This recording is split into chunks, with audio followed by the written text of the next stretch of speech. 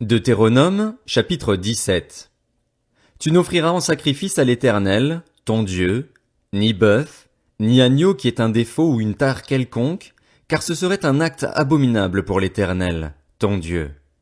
Il se trouvera peut-être au milieu de toi, dans l'une des villes que l'Éternel, ton Dieu, te donne, un homme ou une femme qui fasse ce qui est mal aux yeux de l'Éternel, ton Dieu, et viole son alliance, qui aille servir d'autres dieux et se prosterner devant eux, le soleil, la lune ou tous les corps célestes. Ce n'est pas ce que j'ai ordonné. Dès que tu en auras connaissance, dès que tu l'auras appris, tu feras avec soin des recherches. Est-ce vrai? Le fait est-il établi? Cet acte abominable a-t-il été commis en Israël? Alors tu feras venir aux portes de ta ville l'homme ou la femme coupable de cette mauvaise action et tu le lapideras, tu le puniras de mort. C'est sur la déposition de 2 ou de 3 témoins que l'on fera mourir quelqu'un. La déposition d'un seul témoin ne suffira pas. La main des témoins se lèvera la première contre lui pour le faire mourir, puis celle de tout le peuple. Tu extirperas ainsi le mal du milieu de toi. Si une cause relative à un meurtre, à un différend ou une blessure te paraît trop difficile à juger et fournit matière à contestation aux portes de ta ville, tu te lèveras et tu monteras à l'endroit que l'Éternel, ton Dieu, choisira. Tu iras vers les prêtres, les Lévites, et vers celui qui remplira alors les fonctions de juge. Tu les consulteras et ils te feront connaître leur verdict. Tu te conformeras à ce qu'ils te diront à l'endroit que l'Éternel choisira et tu prendras bien soin d'agir d'après tout ce qu'ils t'enseigneront. Tu te conformeras à la loi qu'ils t'enseigneront et au verdict qu'ils auront prononcé. Tu ne t'écarteras ni à droite ni à gauche de ce qu'ils te diront. Si, par orgueil, un homme n'écoute pas le prêtre placé là pour servir l'Éternel, ton Dieu, ou le juge, il sera puni de mort. Tu extirperas ainsi le mal du milieu d'Israël, afin que tout le peuple en entende parler et éprouve de la crainte, et qu'il ne se livre plus à l'orgueil. Lorsque tu seras entré dans le pays que l'Éternel, ton Dieu, te donne, lorsque tu le posséderas, que tu y auras établi ta demeure et que tu diras: Je veux établir à ma tête un roi, comme toutes les nations qui m'entourent, tu établiras à la tête le roi que l'Éternel, ton Dieu, choisira. Tu prendras un roi du milieu de tes frères, tu ne pourras pas te donner un roi étranger qui ne soit pas ton frère. Seulement, qu'il n'ait pas un grand nombre de chevaux et qu'il ne ramène pas le peuple en Égypte pour se procurer beaucoup de chevaux, car l'Éternel vous a dit: Vous ne retournerez plus par ce chemin-là. Qu'il n'ait pas un grand nombre de femmes, afin que son cœur ne se détourne pas de l'Éternel, et qu'il n'accumule pas l'argent et l'or. Quand il montera sur son trône royal, il écrira pour lui, dans un livre, une copie de cette loi qu'il prendra auprès des prêtres, les Lévites. Il devra la voir avec lui et y lire tous les jours de sa vie, afin d'apprendre à craindre l'Éternel, son Dieu, à respecter et à mettre en pratique toutes les paroles de cette loi et toutes ses prescriptions, afin que son cœur ne s'élève pas au-dessus de ses frères et qu'il ne s'écarte ni à droite ni à gauche de ses commandements, afin qu'il vive longtemps dans son royaume, au milieu d'Israël, lui et ses enfants. Deutéronome, chapitre 18.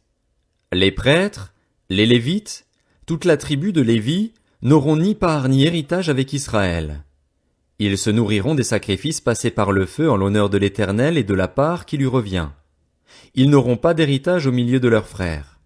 C'est l'Éternel qui sera leur héritage, comme il le leur a dit. Voici la part à laquelle les prêtres auront droit sur le peuple, sur ceux qui offriront un sacrifice, un bœuf ou un agneau. On donnera au prêtre la cuisse, les mâchoires et l'estomac. Tu lui donneras la première partie de ton blé, de ton vin nouveau et de ton huile, ainsi que de la toison de tes brebis. En effet, c'est lui que l'Éternel, ton Dieu, a choisi entre toutes tes tribus pour faire toujours le service au nom de l'Éternel, lui et ses descendants.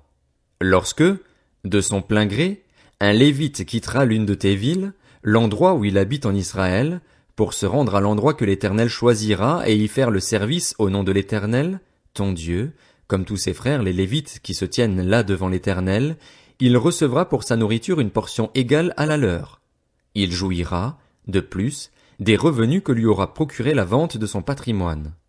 Lorsque tu seras entré dans le pays que l'Éternel, ton Dieu, te donne, tu n'apprendras pas à imiter les pratiques abominables de ces nations-là. Qu'on ne trouve chez toi personne qui fasse passer son fils ou sa fille par le feu, personne qui exerce le métier de devin, d'astrologue, d'augure, de sorcier, de magicien, personne qui consulte les esprits ou les spirites, personne qui interroge les morts. En effet, celui qui fait cela fait horreur à l'Éternel, et c'est à cause de ces pratiques abominables que l'Éternel, ton Dieu, va chasser ces nations devant toi. Tu seras tout entier à l'Éternel, ton Dieu. En effet, les nations que tu vas chasser écoutent les astrologues et les devins, mais à toi, l'Éternel, ton Dieu, ne le permet pas. L'Éternel, ton Dieu, fera surgir pour toi et du milieu de toi, parmi tes frères, un prophète comme moi. C'est lui que vous devrez écouter. Il répondra ainsi à la demande que tu as faite à l'Éternel, ton Dieu, à Horeb, le jour de l'assemblée. Tu disais, je ne veux plus entendre la voix de l'Éternel, mon Dieu, ni voir ce grand feu, afin de ne pas mourir. L'Éternel m'a dit, ce qu'ils ont dit est bien. Je ferai surgir pour eux, du milieu de leurs frères, un prophète comme toi. Je mettrai mes paroles dans sa bouche et il leur dira tout ce que je lui ordonnerai. Si quelqu'un n'écoute pas mes paroles, celles qu'il dira en mon nom, c'est moi qui lui en demanderai compte. Mais si un prophète a l'arrogance de dire en mon nom une parole que je ne lui ai pas ordonné de dire ou parle au nom d'autres dieux, il sera puni de mort. Peut-être diras-tu dans ton cœur, comment reconnaîtrons-nous la parole que l'Éternel n'aura pas dite? Quand ce que dira le prophète n'aura pas lieu et n'arrivera pas, ce sera une parole que l'Éternel n'aura pas dite. C'est par arrogance que le prophète l'aura dite. N'aie pas peur de lui. Deutéronome, chapitre 19. Lorsque l'Éternel, ton Dieu, aura exterminé les nations dont il te donne le pays, lorsque tu les auras chassées et que tu habiteras dans leurs villes et dans leurs maisons, tu mettras 3 villes à part au milieu du pays dont l'Éternel, ton Dieu, te donne la possession. Tu établiras des routes pour y aller et tu diviseras en 3 parties le territoire que l'Éternel, ton Dieu, va te donner en héritage. Ce sera le cas afin que tout auteur d'un homicide puisse s'enfuir dans ces villes. Cette loi s'appliquera au meurtrier qui s'enfuira là pour sauver sa vie après avoir involontairement tué son prochain, sans avoir été son ennemi auparavant. C'est le cas, par exemple, d'un homme qui va couper du bois dans la forêt avec un autre homme. La hache en main, il s'élance pour abattre un arbre. Le fer se détache du manche, atteint le compagnon de cet homme et lui donne la mort. Alors l'homme pourra s'enfuir dans l'une de ces villes pour sauver sa vie. Cela permettra d'éviter que le vengeur du sang, échauffé par la colère et poursuivant l'auteur de l'homicide, ne finisse par l'atteindre s'il y avait beaucoup de chemin à faire, et ne frappe mortellement un homme qui ne mérite pas la mort, puisqu'il n'était pas l'ennemi de son prochain auparavant. C'est pourquoi je te donne l'ordre de mettre 3 villes à part.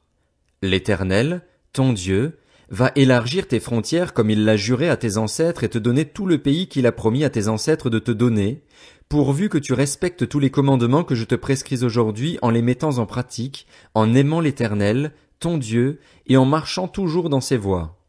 Tu ajouteras alors encore 3 villes à ces 3-là, afin que le sang innocent ne soit pas versé au milieu du pays que l'Éternel, ton Dieu, te donne en héritage et que tu ne te rendes pas coupable de meurtre. Mais si un homme s'enfuit dans une de ces villes après avoir tendu des embuscades à son prochain par haine contre lui, après l'avoir attaqué et frappé de manière à causer sa mort, les anciens de sa ville le feront arrêter et le livreront entre les mains du vengeur du sang afin qu'il meure. Ton regard sera sans pitié envers lui. Tu feras ainsi disparaître d'Israël le sang innocent et tu seras heureux. Tu ne reculeras pas les bornes de ton prochain, celles qu'ont posées tes ancêtres, dans l'héritage que tu auras au pays dont l'Éternel, ton Dieu, te donne la possession. Un seul témoin ne suffira pas contre un homme pour constater un crime ou un péché, quel qu'il soit, un fait ne pourra être établi que sur la déposition de 2 ou de 3 témoins. Lorsqu'un faux témoin se dressera contre quelqu'un pour l'accuser d'un crime, les 2 hommes en contestation comparaîtront devant l'Éternel, devant les prêtres et les juges alors en fonction.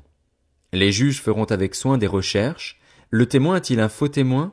A-t-il fait une fausse déposition contre son frère? Alors vous le traiterez comme il avait l'intention de traiter son frère. Tu extirperas ainsi le mal du milieu de toi. Les autres en entendront parler et éprouveront de la crainte, et l'on ne commettra plus un acte aussi criminel au milieu de toi. Ton regard sera sans pitié, œil pour œil, dent pour dent, main pour main, pied pour pied.